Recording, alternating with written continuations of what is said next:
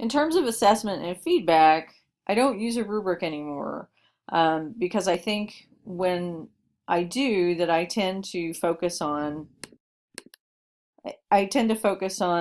numbers more so than actual engagement. And so what the rest of the presentation focuses on are actual pieces of feedback that I've given students in the last few months that shows how my feedback is actually more engaged than simply using a clickable rubric for engagement.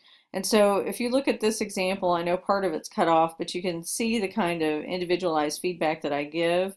For instance, I mentioned to the student that she could model better research.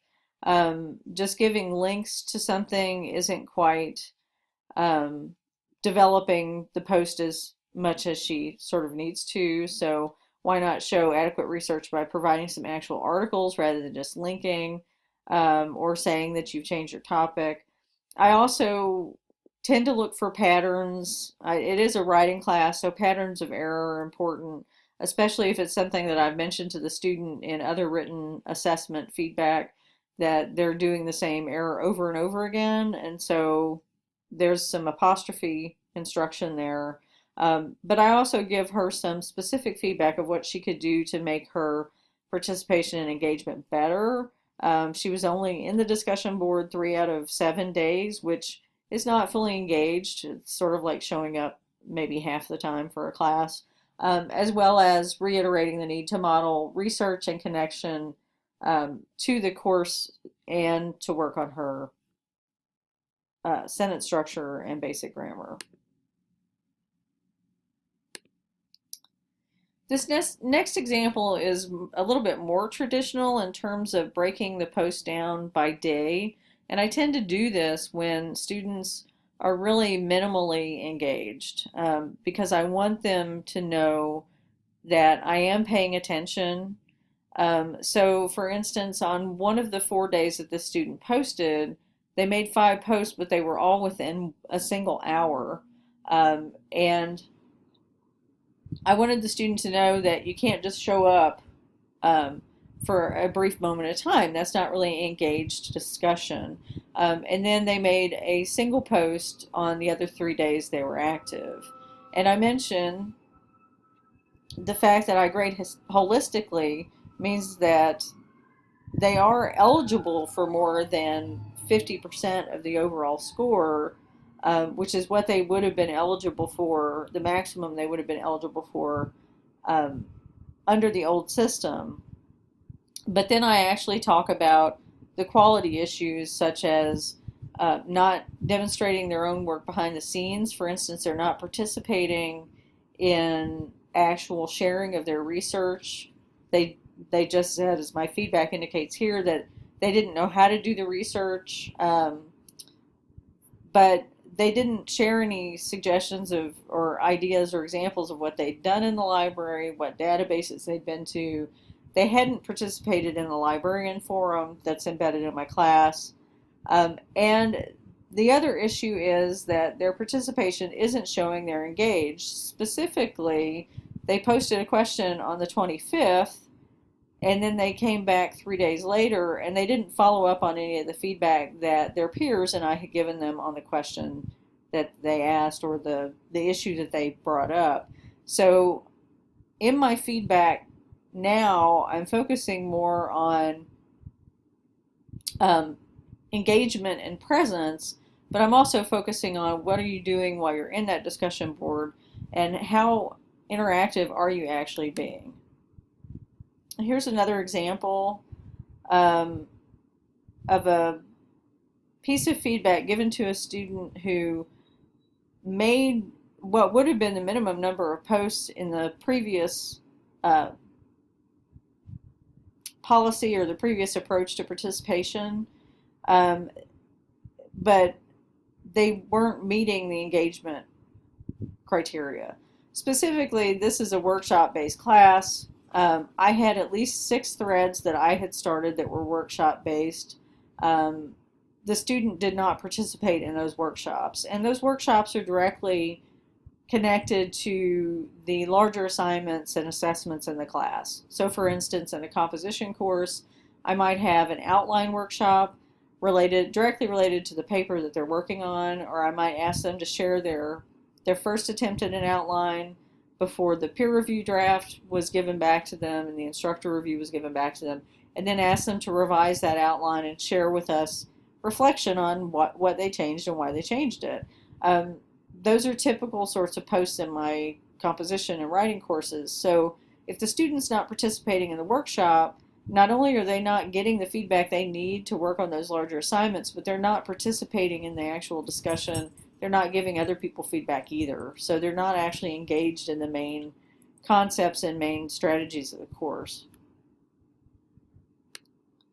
This is another example where I talk about just patterns of behavior.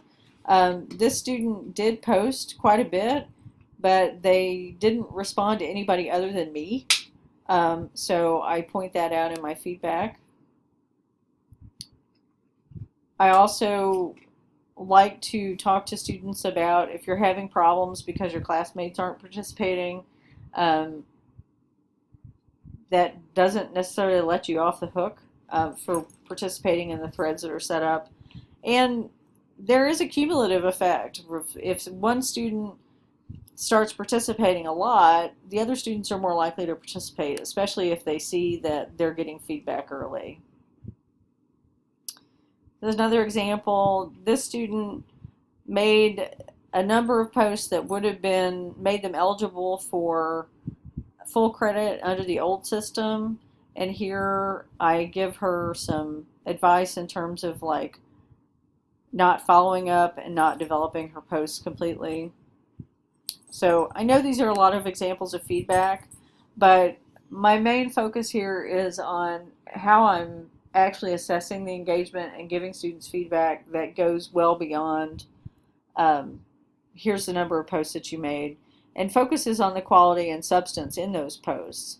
And I think that students benefit more from this type of feedback because it's not just a hoop jump. Suddenly it becomes the teacher's actually paying attention, or the instructor's actually paying attention to what I'm posting, and there are specific things that I can do as a student to improve my performance, not just in the discussion board, but also in the larger assignments, because all of those things are connected. Final note, I've also started using some tools in Blackboard. As you can see from this feedback example, just a visual accounting of how much time that student was spending in the discussion board was pretty easy to do by looking at the timestamps on posts. So for instance, this particular student was spending less than 5 minutes most days that he was active on the board. There was less than 5 minutes between the first post made and the last post made. This tells me that he's not carefully reading other people's posts. He's not actually engaged in reading or responding. This particular student also never follows up on any of my feedback, whether it's in the assessment of projects or if it's in the discussion board, and he'll come in and he'll ask a question and then he never comes back and reads the answer, for instance. The other thing that I've started doing, if you'll notice the PDF that's attached at the bottom, I've gone through and pulled up course reports that show how much time students are spending specifically in areas like the seminar sections, so like seminar 1, 2, 3, 4, and so on, as well as I've set up a course page that's in the menu bar for handouts and resources, and it shows the amount of time that the student has spent in that particular area. So this student had spent, this was at the end of week 3, so at midterm, 3 weeks out of 6, the student had spent a total time of 1.44 hours in the course shell, and that does include time in the discussion board. So it's pretty obvious from looking at that time elapsed that this student is not spending adequate time interacting in the discussion board, interacting with the course material, looking at my feedback, because time in the Grade Center would also be recorded. And so I'm using the Blackboard reports to my advantage to help students see what they're not following through on. And I can show you really quickly what that handouts and resources board looks like.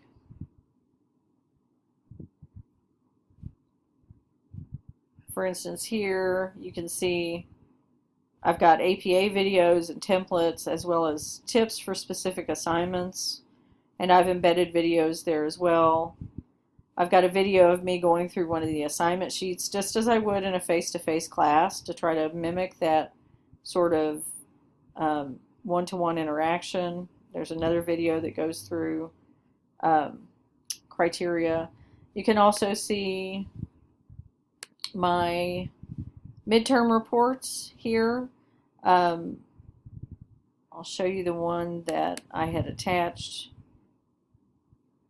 This shows actual interaction in the class, time spent, gives the student's name, and it shows days of the week that they tend to interact, gives you the student time in the course and the average time. The student had spent an hour and 26 minutes and 36 seconds. The average time was 17 hours, 23 minutes, and 39 seconds. It shows you the total number of logins, times, and as I said before, it breaks it down by seminar, and this student at midterm had not looked in the handouts folder even once and was logging so little time in the seminar folders that it doesn't even show up as time, it merely shows up as clicks. So these reports are really helpful, I think, in terms of just showing students what they're actually doing. And I've had success with this. I was using a separate discussion board for handouts and resources, but I think this tends to be at least somewhat more orderly because it's all in one place, and students realize they can't respond to it because it's simply a resources board. So I hope this has been helpful in terms of how I'm doing engagement assessment and how I'm trying to encourage students to be more interactive.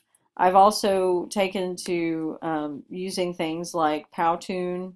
I have a very short 5 tips for success Powtoon that I put together. I have another longer video that it's more specific and gives guidelines for online classes. And so the idea is hopefully that students are getting more of an experience that mimics that typical on-ground classroom sort of experience. And I'm also very active in the discussion boards. I don't tend to, in my feedback, I don't talk about individual posts necessarily because I'm constantly in that discussion board interacting with them. And it's not unusual for most, in terms of individual posting, I post more than anybody else in that discussion board because I'm constantly giving people feedback as the week unfolds. And I think that that probably more than anything helps to drive student engagement because they know that it's not just a place where they're supposed to come and drop things off and then never follow up. I think modeling that engaged and present approach to the discussion boards will help your students become more active as well.